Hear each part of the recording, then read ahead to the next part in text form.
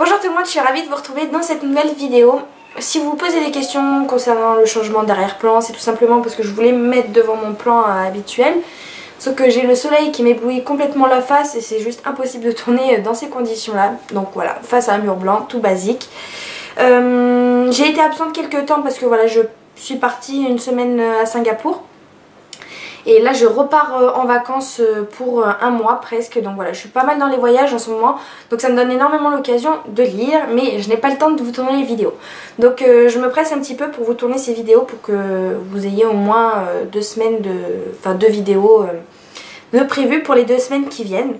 Donc on va commencer tout de suite avec donc le livre Jamais plus de Colleen Hoover que j'ai acheté donc sur ma liseuse. Alors c'est l'histoire de Lily qui a été témoin de violences conjugales de la part de son père envers sa mère. Donc elle était adolescente quand elle voyait ce genre d'événements se dérouler chez elle, et dans ce même temps elle a fait la rencontre d'un jeune homme qui va dans la même école qu'elle et qui est un petit peu plus âgé, je crois 2 ou 3 ans de plus qu'elle. Et elle va se rendre compte petit à petit qu'en fait c'est un SDF et qu'il habite dans une maison abandonnée près de chez elle. Donc elle va se mettre en tête de l'aider, de lui apporter des couvertures, des vêtements, de lui donner à manger. Et elle va le faire venir chez elle discrètement avant que ses parents ne rentrent après l'école, pour lui faire prendre des douches, etc. Elle va vraiment l'aider, et puis petit à petit une relation d'amitié va s'installer. Et puis forcément déboucher sur une histoire d'amour. Mais un jour son père va s'en rendre compte et donc voilà, lui il est parti vivre à Boston, donc en gros la ville les a séparés. Et donc on retrouve Lily à l'heure actuelle, elle a 23 ans et elle vient d'enterrer son père. Et elle va faire la connaissance d'un homme également, qui est neurochirurgien, beau, musclé, enfin bref, tous les clichés qu'on peut entendre et voir dans ce genre de romance là. Mais vraiment c'est l'homme parfait, et puis petit à petit ils vont tomber amoureux et voilà, ils vont commencer une relation amoureuse. Elle va également ouvrir une boutique de fleurs et elle va faire la connaissance totalement par hasard de la sœur de son futur petit copain, du coup le neurochirurgien. Et donc voilà, toute une petite bande va se créer parce que donc là, cette sœur Alicia, je sais plus, Alissa il me semble, a un mari milliardaire, donc voilà, ce couple là, puis le frère qui va petit à petit se mettre avec Lily. Et donc voilà, tout va bien se passer jusqu'à ce que un jour, sortant de nulle part, ce Ryle, parce que le neurochirurgien s'appelle Ryle, va se mettre à battre donc Lily. Et donc elle va se retrouver dans la même situation que sa mère. Donc la première fois elle va décider de lui pardonner en se disant que voilà, c'était juste un accident. Puis arrive une deuxième fois et lors de cette deuxième fois, Ryle décide de lui expliquer pourquoi il est comme ça. Et donc il lui explique qu'il a subi un traumatisme plus jeune quand il était enfant et qu'il est suivi par un psy depuis l'âge de ses 6 ans. Donc voilà, il va lui expliquer pourquoi il est comme ça. Donc elle décide encore une fois de lui pardonner et même de l'aider dans cette guérison entre guillemets. Donc voilà, elle décide encore de rester avec lui. Voilà, ils mènent leur petite vie et parfaite, si je peux dire, en dehors de ces 2 moments là. Et puis intervient une 3e fois où cette fois-ci je vais pas vous en dire plus, mais voilà, Lily commence énormément à se poser de questions, à savoir si elle reste avec lui ou pas, parce qu'elle a pas envie de vivre la même relation que sa mère. C'est une première lecture pour moi de cet auteur, Colleen Hoover. J'ai énormément apprécié sa plume. Apparemment c'est un livre qui sort un petit peu de ce qu'elle a l'habitude de faire, donc je ne connais pas ses anciens écrits, mais en tout cas moi j'ai beaucoup aimé, on rentre vraiment bien dans l'histoire, on s'attache énormément aux personnages. Et surtout, ce que j'avais envie de préciser, c'est qu'elle arrive énormément à nous faire retranscrire la peur que peut ressentir Lily dès lors qu'il y a un début de dispute. On a peur en même temps qu'elle, et ça j'ai vraiment aimé cet aspect là, parce que vraiment on est immergé dans l'histoire comme si c'était nous, Lily, en fait, face à cet homme violent. Et en fait c'est une lecture qui m'a énervée parce que vraiment c'est l'homme parfait. Moi-même je suis tombée amoureuse de ce Ryle et vraiment il en faut pour que je tombe amoureuse en général des personnages masculins dans les romances. Et celui-ci m'a énormément plu, je ne saurais même pas vous dire pourquoi, mais rempli d'une telle gentillesse et d'un tel amour pour Lily en fait qu'on se dit mais c'est l'homme parfait, vraiment il est merveilleux avec elle, à part ces 3 moments justement où où voilà, il y a eu il a frappé sa femme, hein, tout simplement. Donc voilà, je suis énervée de me dire mais pourquoi il est comme ça. Je me suis dit c'est tellement l'homme parfait que j'en viens à détester l'auteur d'avoir pris cette tournure là dans l'histoire, de se dire qu'en fait les hommes violents envers leurs femmes, ça peut tomber sur n'importe qui, hein. Que ce soit le plus beau, le plus moche, le plus riche, le plus pauvre, ça tombe sur n'importe qui. Et moi ça m'a encore plus énervée dans ce genre de situation, puisque l'homme, vraiment c'est l'homme parfait pour moi, quoi. J'ai beaucoup aimé ma lecture, cependant j'ai trouvé que la fin était un petit peu bâclée. J'ai trouvé la fin un petit peu triste, un petit peu pas celle à laquelle je voulais m'attendre, c'est pas celle à laquelle je m'attendais et pas celle non plus à laquelle j'avais envie. Mais la fin du livre, Colleen Hoover nous explique sur quelques pages pourquoi elle a décidé de prendre cette tournure-là. Et elle-même, elle a longuement hésité avant de choisir la fin de son histoire. Mais finalement, avec le recul, c'est une fin qui semble logique et réaliste, même si on n'en a pas forcément envie. Mais voilà, pour résumer, j'ai vraiment apprécié cette lecture, mais voilà, un peu frustrée, voilà, c'est le mot, frustrée. Ensuite, deuxième livre dont j'ai envie de vous parler, il s'agit de Outlander, le tome 1, que j'ai également pris sur ma liseuse. En fait, je m'ai commandé beaucoup de livres sur ma liseuse, tout d'abord parce que j'aime ça et parce que je sais que je pars beaucoup en vacances là. Donc je me suis dit, plutôt que d'emporter des gros bouquins, c'est plus facile d'emporter juste ça en fait. Voilà, alors Outlander, c'est l'histoire d'une jeune femme, je pense que vous connaissez tous, mais bon, c'est l'histoire d'une jeune femme, Claire, qui habite dans les années 1945, juste après la guerre il me semble, et qui va se retrouver à faire une lune de miel avec son mari, et donc ils vont partir en Écosse sur les traces des ancêtres, entre guillemets, ouais, des ancêtres de son mari. Et lors d'une de ces excursions, de ces visites, elle va se rendre dans un endroit qui va la faire voyager 300 ans plus tôt. Donc en 1745, non 200 ans plus tôt du coup. Ouais. En 1743, 42, quelque chose comme ça. Et donc elle va devoir se faire à sa nouvelle vie en Écosse au XVIIIe siècle, où plus rien de ces commodités n'existe et surtout où il y a beaucoup de guerres, de soldats, etc. Et elle va devoir expliquer sa présence, voilà. Donc c'est vraiment, si vous avez vu la série, je vous la recommande à 10 000% parce que franchement c'est devenu l'une de mes séries préférées, Outlander, franchement, c'est pour vous dire. Et c'est d'ailleurs pour ça que je me suis dit que j'avais envie de lire les livres pour avoir un petit peu plus de détails et puis pour replonger dans cet univers en attendant la suite de la série. Elle va faire également la rencontre donc d'un certain Jimmy qui dans la série est juste magnifiquement beau. Pareil, je suis tombée amoureuse de Jimmy, mais l'acteur quoi. Voilà, donc petit à petit, voilà, il y a de la romance, des stratégies politiques, de la guerre, etc. Vraiment c'est très très très intéressant, c'est historique également parce que ça va retracer la guerre entre l'Angleterre et l'Écosse. Donc vraiment c'est très très intéressant. Alors j'ai voulu me replonger donc du coup dans cet univers, mais j'ai toujours de toute façon préféré lire les livres avant les films. Et c'est vrai que là du coup j'ai encore été déçue parce que déjà j'arrivais pas à créer ma propre imagination sur les personnages, parce que j'avais déjà les acteurs, les visages des acteurs en tête, les lieux, etc. Donc vraiment je recalquais tout par rapport à la série. Dans le bouquin, j'ai trouvé les personnages beaucoup plus gnangnan, si je peux dire, beaucoup moins intéressants, avec un caractère beaucoup moins fort que dans la série. Alors je sais que dans les séries, en général, ils essayent de faire encore plus d'audience, donc voilà, ils vont au plus trash, au plus gore, au plus horrible. Et mais là, j'ai trouvé les personnages moins forts de caractère que dans la série. Par exemple, Claire dans la série, moi je la vois comme une femme forte, vraiment imperturbable, limite hautaine et froide, mais en fait c'est juste parce qu'elle est forte de caractère et qu'elle se protège de cette façon-là.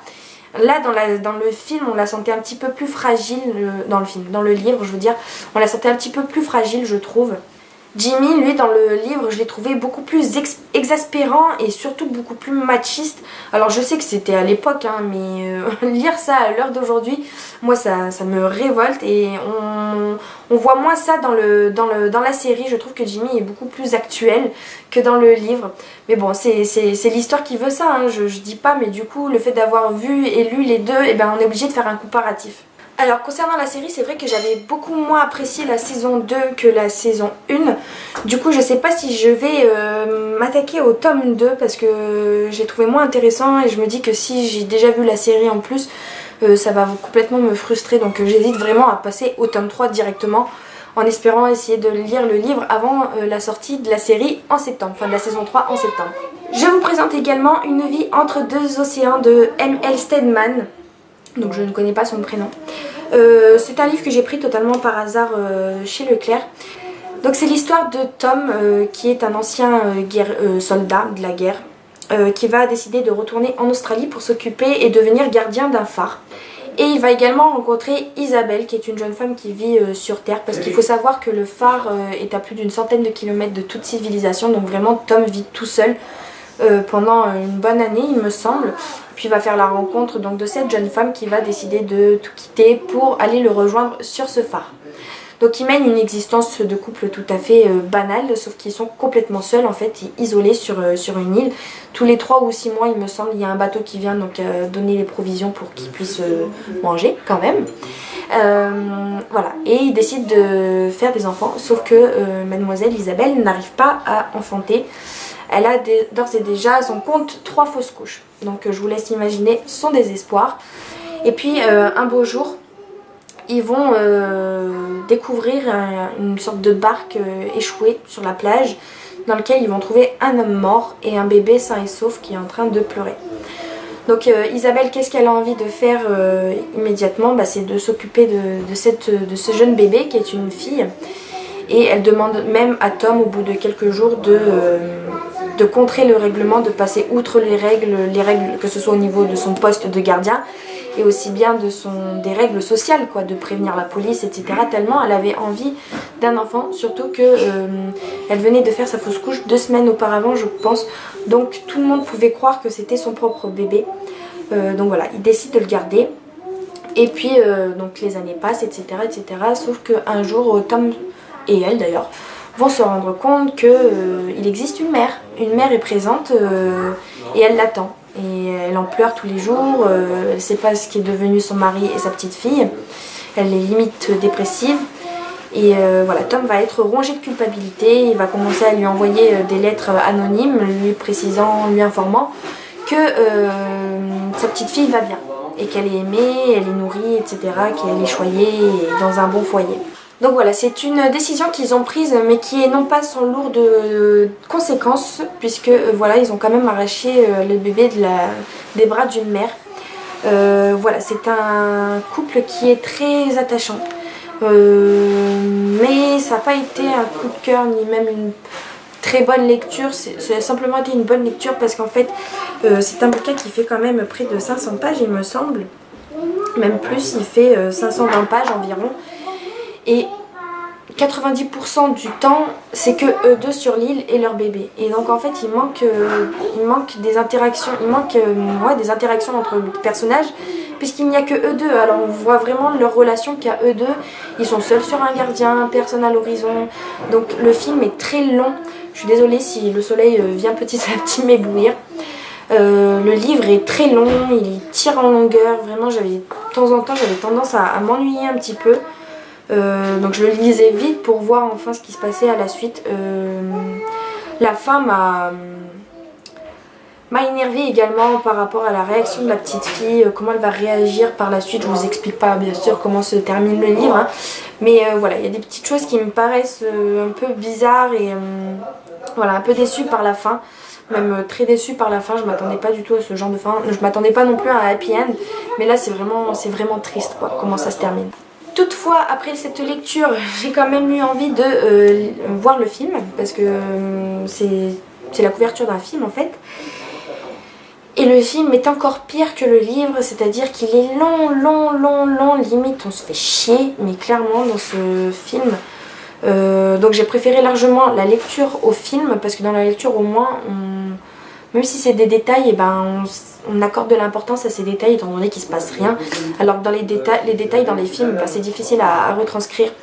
Donc voilà, si j'ai un conseil à vous apporter, c'est plutôt lire le livre par rapport au film, mais bon, il n'y a rien d'extraordinaire. Bon, le soleil a disparu petit à petit, donc je me suis remise à ma place habituelle. Le livre suivant, c'est Ta deuxième vie commence quand tu comprends que tu n'en as qu'une, donc de Raphaël Giordano. Alors c'est un livre qui a fait fureur ces derniers temps, donc voilà, j'ai décidé de l'offrir à mon père qui l'a lu et du coup je lui ai piqué pour le lire moi également. Alors c'est un livre de développement personnel mais qui est romancé, puisque ici on ne va pas suivre uniquement des conseils par liste, listés quoi, on va suivre une réelle histoire au travers de Camille qui à première vue semble mener une vie totalement parfaite, hein. Elle a un mari, un CDI, un enfant, voilà. Sauf qu'en fait elle ne se sent pas heureuse, elle ne se sent pas épanouie et elle en a tout simplement marre. Et un jour elle va faire la connaissance d'un certain Claude qui est routinologue. Et ce Claude donc va lui apprendre à réorganiser sa vie, à vraiment changer sa vie. Donc on va suivre ces deux personnages au travers d'exercices de développement personnel. Et j'ai trouvé certaines astuces, certains conseils plutôt intéressants. Et ce que j'ai bien aimé, c'est qu'en fait ils ont tous été retranscrits à la fin du livre, pour qu'on ne soit pas obligé à chaque fois de retourner dans la page, dans le chapitre, etc. concerné. À la fin vous avez tout un récap en fait de tous les conseils donnés. Donc il y en a 2-3 qui m'ont semblé que j'ai bien aimé et c'est pour ça que j'ai bien envie de garder ce livre-là pour à chaque fois y jeter un petit coup d'œil. Par exemple, la mitraillette à reproche, c'est l'arme dont nous usons lorsque nous faisons commencer nos phrases par le tu de reproche. Tu ne penses jamais à, tu te plonges dans ton ordi sans me demander si. À proscrire absolument pour éviter de mettre le pied dans l'engrenage de l'agressivité. Mieux vaut apprendre à formuler ses ressentis en utilisant je. Alors ça c'est un très bon conseil pour celles et ceux qui vivent en couple. C'est vrai que tout le temps dire tu, des fois simplement dire j'aimerais qu'on passe plus de temps ensemble plutôt que de dire tu passes trop de temps sur ton ordinateur. Voilà, quelque chose comme ça. Donc voilà, il y a quelques conseils qui sont bons à tirer. Après j'ai trouvé que c'était quand même un livre assez mielleux, assez gnangnan. Claude dit et Camille fait directement et tout de suite en quelques mois, ça y est, sa vie a complètement changé. Elle quitte tout, enfin bref, j'ai trouvé ça un petit peu exagéré. Ça m'a semblé un petit peu trop fait, trop rapide, trop parfait en fait pour que ce soit réaliste. Alors j'ai tout de même apprécié ma lecture parce que c'était quand même agréable à lire, ça change vraiment des lectures que j'ai l'habitude de lire. Et puis surtout à la fin, quand on tourne la dernière page, on se dit moi aussi j'ai envie de changer de vie, moi aussi j'ai envie de m'améliorer, moi aussi j'ai envie d'être meilleure, etc. etc. Sauf que ça dure pas dans le temps, c'est pas un bouquin qui va nous faire remettre tout en cause, remettre tout en question et changer radicalement de vie. Je pense qu'il faut vraiment avoir un suivi, un coaching personnalisé et suivi par derrière et pas simplement se dire ou alors il faut avoir une réelle motivation de fifou quoi. Donc voilà, j'ai bien apprécié mais bon je recommanderais pas quoi. Et enfin on va terminer par une lecture toute petite et toute légère, La femme parfaite est une connasse, tome 2. Alors j'avais déjà lu le tome 1 que j'avais énormément apprécié. Voilà, ça se lit en moins d'1 heure. C'est très rapide, c'est très drôle, c'est humoristique, c'est rafraîchissant. Donc voilà, celui-ci c'est une copine à moi qui l'avait et voilà, j'avais pas envie de l'acheter donc elle me l'a gentiment prêté. Et voilà, je vais lui rendre. Après c'est pas le genre de choses qu'on lit, relit, c'est vraiment juste sympa histoire de faire passer une petite heure de sa journée. Voilà, c'est vraiment des petites anecdotes concernant les filles. On arrêtera de penser que notre balance est cassée, par exemple. Voilà, que des petites choses comme ça. Par exemple, pense bête à l'usage des filles qui veulent mieux comprendre les connasses. Elle dit, c'est tout à fait ton style, mais en fait elle pense, tu as un style dégueulasse et ou de merde. Elle dit, samedi, pourquoi pas, à voir. Elle pense, à voir, si vraiment j'ai rien de mieux à faire. Voilà, ce genre de petites anecdotes, voilà, ça en est bourré dans ce petit cahier. Et voilà, j'ai terminé ce premier update lecture parce que je pense que je vais vous en tourner un tout à l'heure ou demain. Un deuxième update lecture parce que je vous dis, j'ai lu pas mal de livres. Donc il faut que ça parte là, que ça se range parce que vous voyez, ça traîne tout là, ici, et il faut que ce soit rangé quoi. Et comme ça moi j'aurai l'esprit plus libre également pour pouvoir poursuivre mes lectures. Demain soir je pars en Espagne pour 2 semaines. Donc je vais je pense me reposer au bord de la plage avec mon petit bouquin et de retour avec plein de nouvelles lectures. Je vous fais de gros bisous et puis je vous dis à très bientôt, salut!